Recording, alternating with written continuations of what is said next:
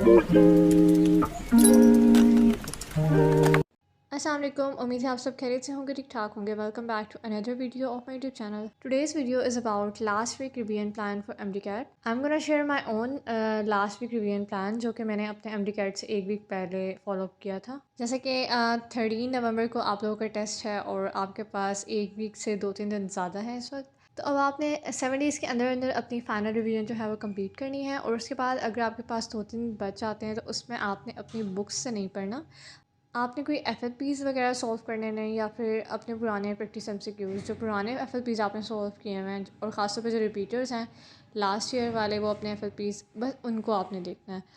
So let's start from Saturday, क्योंकि आज तो फ्राइडे और आज का दिन तो गया, तो अब कल से ही अपना रिवीजन प्लान आप लोगों ने शुरू करना। मैंने अपने लास्ट वीक में ऐसे रिवीजन की थी 7 डेज़ से अगर मेरे पास, तो मैंने 6 डेज़ साइंसेस को दिए थे, लाइक 2 दिन एक सब्जेक्ट को। अगर मैं 2 दिन बायोलॉजी के लिए रखती हूँ और एक दिन में मैं फ़र्स्ट ईयर की बायोलॉजी को पूरा होल रिवीजन देती हूँ और एक दिन में मैं सेकंड ईयर की बायोलॉजी को होल रिवीजन देती हूँ। इसी तरह से 2 दिन फ़िज़िक्स के लिए, 2 दिन केमिस्ट्री के लिए और 1 दिन इंग्लिश के लिए, और लॉजिकल रीज़निंग भी उसी दिन में हो जाती है आपकी, क्योंकि उसके लिए आपको प्रॉपर कोई नोट्स, कोई बुक्स नहीं पढ़नी पड़ती, आपको सिर्फ प्रैक्टिस एमसीक्यूज़ देखने होते हैं। तो मेरे ख्याल में सबसे पहले आपको वो सब्जेक्ट करना चाहिए जो आपको सबसे ज़्यादा मुश्किल लगता है, क्योंकि मोस्टली स्टूडेंट्स को सबसे ज़्यादा मुश्किल फ़िज़िक्स लगता है, तो मेरे ख्याल में उन्हें पहले फ़िज़िक्स कर लेना चाहिए। अब मुझे ज़्यादा केमिस्ट्री लगता था, किसको बायो लगता होगा, तो जो सब्जेक्ट आपको सबसे ज़्यादा मुश्किल लगता है और आपको लगता है कि वो कवर नहीं हो सकता मतलब एंड पे, तो आप सबसे पहले उसको करें। सबसे पहले आप सैटरडे संडे उसको दें, फिर मंडे ट्यूसडे आप एक सब्जेक्ट को दें, फिर वेडनेसडे थर्सडे आप एक सब्जेक्ट को दें और फ्राइडे आप फाइनल इंग्लिश और लॉजिकल रीजनिंग को देंगे। अब इस वक्त पे आपका ये एक्सक्यूज़ नहीं होना चाहिए कि एक दिन में मैं एक बुक नहीं कर सकती या कर सकता, और बहुत ज़्यादा है, क्योंकि आप लोगों को बहुत ज़्यादा टाइम मिला है एमडी कैट की प्रिपरेशन करने का। कितने मंथ से आप लोग अपनी प्रिपरेशन कर रहे हैं, फ्रेशर्स भी और रिपीटर्स तो खैर 2 साल से कर रहे हैं। तो इस टाइम पर ये एक्सक्यूज़ बहुत ही यूज़लेस है कि आप एक दिन में एक बुक को रिवाइज़ नहीं कर सकते। आप सब कुछ पढ़ चुके हैं, आपको सिर्फ मेन टॉपिक्स को एक बार एक नज़र देखना है और आपको कौन सा रट्टे मारने होते हैं चीज़ों में, आपने सिर्फ एमसीक्यू सॉल्व करने हैं, तो आपको बेसिक कंसेप्ट आना चाहिए चीज़ों का। हाँ, बायो में आपको थोड़ी सी लाइक चीज़ें मेमोराइज़, और वो भी आप कर चुके हैं, अब पूरा साल आप लोग कर चुके हैं, तो अब आपको बस एक नज़र उन्हें दोहराना है और बस एक फ़ॉर्मेलिटी पूरी करनी है एक फ़ाइनल रिवीजन की। बाकी जितना आपने पढ़ना था आप पढ़ चुके हैं। अब आप मज़ीद, अब इस टाइम पर आके आप एक्स्ट्रा नहीं कुछ पढ़ सकते। अब आपने जो पढ़ना था आप फ़र्दर उसको ही थोड़ा बहुत नरिश कर सकते हैं। ये सोचना कि इस टाइम पर आकर आप कुछ नया पढ़ सकते हैं और कुछ अलग से चीज़ें याद कर सकते हैं, तो ऐसा कुछ भी नहीं होता। आखिरी वीक में कुछ नई चीज़ें आपको याद नहीं होने वाली, जो आपने पढ़ा है अब पढ़ लिया है। और बाकी एक दिन में एक बुक रिवाइज़ करना कोई बड़ी बात नहीं है, मुझे भी लगता था कि बहुत बड़ी बात है, लेकिन जब आपको पता हो कि आपने करना है और यही एक फ़ाइनल एक वीक है आपके पास, आपका जो आप 1 साल से या 2 साल से आप मेहनत कर रहे हैं, अब उसको एक फ़ाइनल टेस्ट देना है और इसी वीक में आपने अपनी मैक्सिमम एफ़र्ट देनी है। इंसान को कोई और इतना अच्छा मोटिवेट नहीं कर सकता जितना वो अपने आप को खुद मोटिवेट कर सकता है। आपने अपने आप को खुद मोटिवेट करने के जिस चीज़ का आपने एम हमेशा से रखा है, आपने बचपन से रखा है, और 1 साल से आप मेहनत कर रहे हैं या 2 साल से आप मेहनत कर रहे हैं या कुछ लोग 3 साल से भी मेहनत कर रहे हैं, तो उसके लिए अब आप उस चीज़ को हकीकत में बदलने के लिए अब आपके पास 1 हफ़्ता है। अपनी तरफ से जितनी भी कोशिश कर सकते हैं आप इस 1 हफ़्ते में करेंगे, और ये टाइम आपके पास दोबारा आना भी नहीं है। तो जो कुछ भी करना है आपको अभी इस हफ़्ते में अपनी तरफ से करना है। बाकी फिर आप अपनी तरफ से जब 100% कोशिश कर लेंगे तो आपको खुद को सेटिस्फेक्शन होगी कि आपने अपनी तरफ से कोई कमी नहीं छोड़ी थी। और इसके अलावा एक और क्वेश्चन बहुत ज़्यादा पूछा जा रहा था कि अब बुक्स कौन सी पढ़ें। अब आप इतने यूज़लेस क्वेश्चन इस टाइम पे कर रहे हैं कि बुक्स कौन सी पढ़ें। आप लोगों ने जो भी बुक्स पढ़ी हैं, आपको ख़ास तौर पे फ़िज़िक्स और केमिस्ट्री के आप लोगों के पास मेन कंसेप्ट हैं, ठीक है। बुक की लाइंस नहीं आती इतनी ज़्यादा फ़िज़िक्स और केमिस्ट्री में स्पेशली। रही बात बायोलॉजी की, तो बायोलॉजी में भी ना अगर कोई लाइंस बुक की आ भी जाती हैं, तो अगर आपके पास उनका मेन कंसेप्ट होता है ना, तो आप बुक की लाइंस का भी आंसर आप लगा देते हो।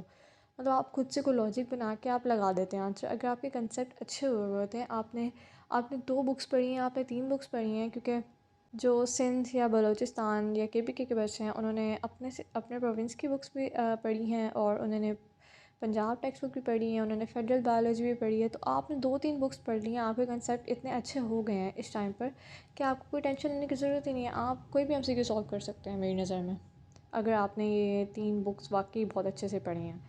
और ये बात मैं बहुत बार मतलब जिन लोगों ने भी मुझे मैसेजेस किए थे या कमेंट्स में भी मैं बहुत बार बता चुकी हूँ कि अब एक फ़ाइनल रीड अब अपने प्रोविंस की बुक्स को दें, क्योंकि जो पीएमसी का नोटिफिकेशन है उसके अकॉर्डिंग टेस्ट का जो आप पैटर्न है वो डिसाइड करना है रेस्पेक्टिव प्रोविंशियल यूनिवर्सिटीज़ ने। ये बात भी सुनने में आई है कि एमसीक्यू बैंक जो है वो पीएमसी प्रोवाइड करेगा, लेकिन ज़्यादा चांसेस यही हैं कि आपके प्रोविंस के अकॉर्डिंग ही टेस्ट आएगा। और लास्ट टाइम भी ग्रेस मार्क्स दे दिए गए थे आउट ऑफ एमसीक्यूज़ के लिए, उससे पिछले साल भी ग्रेस मार्क्स दे दिए गए थे। तो इस चीज़ की आपने टेंशन नहीं लेनी। आप फाइनल जो अपनी रिवीजन अब आप लोगों ने देनी है ना, वो आप अपने अपने प्रोविंस की बुक्स को ही देंगे। बाकी फ़ेडरल, पंजाब टेक्स्ट बुक, ये सब बुक्स आप पढ़ चुके हैं और जो कुछ पढ़ना था आप पढ़ चुके हैं। अब आपके दिमाग में ज़ाहिर है कुछ ना कुछ तो रह गया होगा ना, जो आपने पूरा साल अगर उनको रीड भी दिया है, उनके नोट्स पढ़े हैं, तो आपके पास बेसिक कंसेप्ट हैं कि उन बुक्स में क्या लिखा हुआ है। अब आप फाइनल रीड अपनी अपनी बुक्स को दें और इंशाल्लाह यही उम्मीद है कि आप लोगों की बुक्स में से ही आएगा पेपर। और इन केस अगर आ भी जाते हैं आउट ऑफ बुक तो आपको ग्रेस मार्क्स दे दिए जाएंगे। बाकी मेरी दुआएं आप सबके साथ हैं। जिन जिन लोगों ने मेहनत की है, डेडिकेशन दी है अपने एम को, उनकी मेहनत यूँ रायगा नहीं जाएगी और इंशाल्लाह उनकी मेहनत का सिला उन्हें उनकी कामयाबी की सूरत में ज़रूर मिलेगा।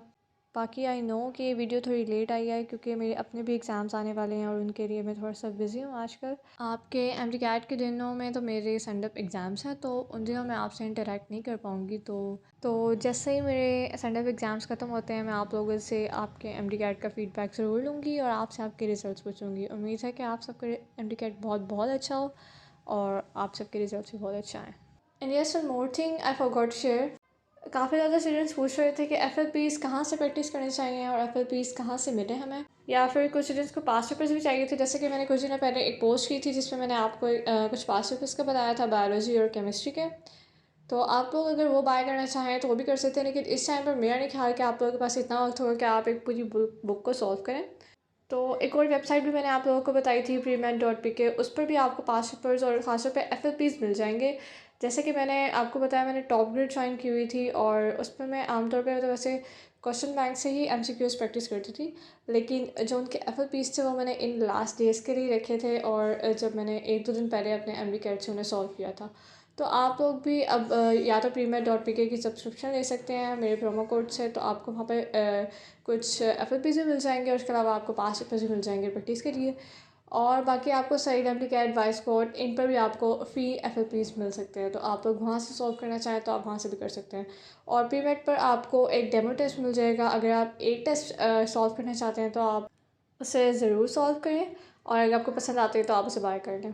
एंड यस, एक स्टूडेंट ने मुझसे ये भी पूछा था कि बबल शीट्स पर मतलब बबल्स किस तरह से फिल करना है, क्योंकि आप लोगों को आदत नहीं है बबल्स फिल करने की। लास्ट ईयर भी बबल्स पे टेस्ट नहीं हुआ था और इस साल भी आपको ऑनलाइन की ही प्रैक्टिस करवाई जा रही थी ज़्यादा टाइम। लेकिन जिन लोगों ने एकेडमीज़ मेरे ख्याल है फ़िज़िकल ज्वाइन किए हैं उन्हें बबल शीट्स की भी कुछ ना कुछ प्रैक्टिस होगी।